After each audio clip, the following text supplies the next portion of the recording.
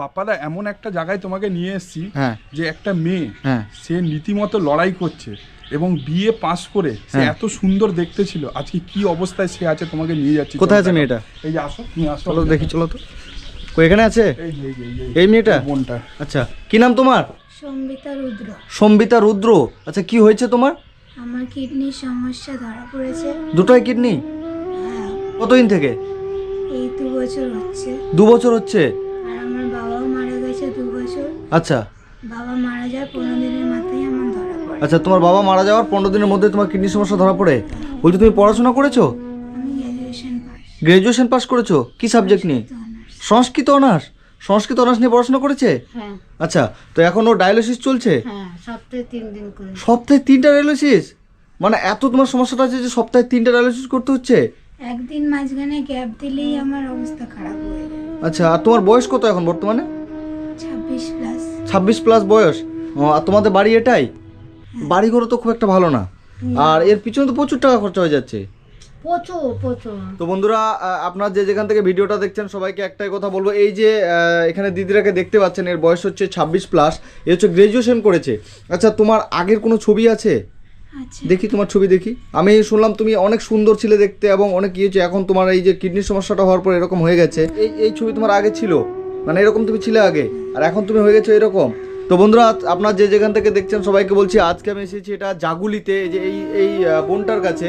তো এই যে কাকিমা আছে, এর বাবা নেই, বাবা মারা গেছে, আর আজকে থেকে 2 বছর আগে এর এমন একটা সমস্যা হয়েছে যে কিডনির সমস্যা, কিডনি দুটোই নষ্ট হয়ে গেছে।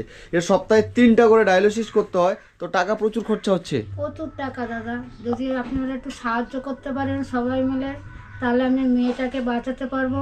ডাক্তার ট্রান্সপ্ল্যান্ট করতে। ডাক্তার ট্রান্সপ্লান্ট করতে বলছে? এই যে এটা হচ্ছে এদের বাড়ি, পুরো মনে করেন যে ভেঙে পড়ে যাচ্ছে। আর এই সমস্যাটা হয়ে গেছে যে এই যে এই বোনটাকে দেখতে পাচ্ছেন, মাত্র 26 বছর বয়স, একটা শিক্ষিত বিএ পাস গ্রাজুয়েট মেয়ে, সে তার হচ্ছে কিডনি দুটাই নষ্ট হয়ে গেছে। সবাইকে একটাই কথা বলবো, এই যে বোনটাকে দেখতে পাচ্ছেন, সেই বোনটার জন্য আমি এসেছি অনেক দূর থেকে, মানে রায়গঞ্জ থেকে এসেছি আমি এটা জাগুলিতে। ও কাকিমা আমাকে প্রত্যেকদিন ফোন করছিল যে আমি যদি একবার ওর কাছে আসি, ওর যদি একটু হেল্প হয়, তো সেই জন্য আমি ওর কাছে আজকে এসেছি। আমরা শুধু একটা ভরসায় আছি, আমার ঠাকুরের ভরসায়। আচ্ছা, এই যে আমার ঠাকুর।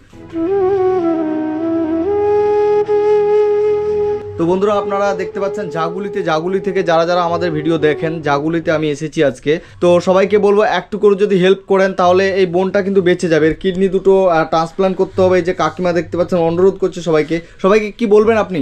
সবাই যদি সাহায্য করে তাহলে আমি এই কাজটা করতে পারি, ট্রান্সপ্লান্টটা। সবাই মিলে একটু সাহায্য করবেন।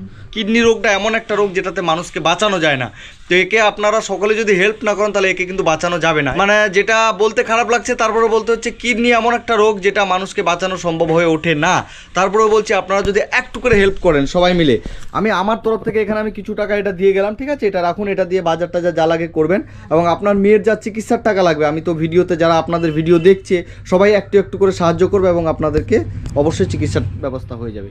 আমি একটা কথাই বলবো, আমি আর 5টা মানুষের মতো শান্তিতে বাঁচতে চাই, আর কিছু চাই না। আর তুমি যদি ভালো হয়ে যাও তাহলে তুমি আমাদের মতো সবার মতো সুস্থভাবে তুমি চলতে চাও? চলতে চাই। সবাইকে দেখি হেঁটে চলে বেড়াচ্ছে, আমি হাঁটতে পারি না, কষ্ট হয় আমার সত্যি। সেটাই আমি চাই যে আর 5টা মানুষ যেভাবে চলছে আমি সেভাবে চলি। আর আমার বয়সী যে ছেলে মেয়েরা, আমার তো উচিত আমার মাকে এই বয়সে তাকে দেখা, চাকরি করা, কিন্তু আমি সেটা না পেয়ে আমার মা আমাকে সব সময় সেবা করছে, সেটা তো আমি দেখতে পাচ্ছি না। খারাপ লাগছে তোমার? অবশ্যই খারাপ লাগছে, আমার নিজের কষ্ট হচ্ছে। আমি সেই জায়গাটা থেকে উঠে দাঁড়াতে চাই, আর কিছু না।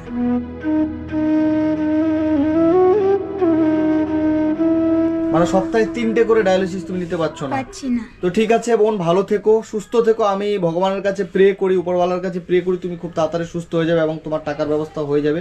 সবাই অল্প অল্প করে সাহায্য করলেই আমি বেঁচে উঠতে পারি, এটাই আমার চাওয়া, আর কিছু না। তো ঠিক আছে, সবাই তোমাকে সাহায্য করবে, ভালো থেকো, ঠিক আছে?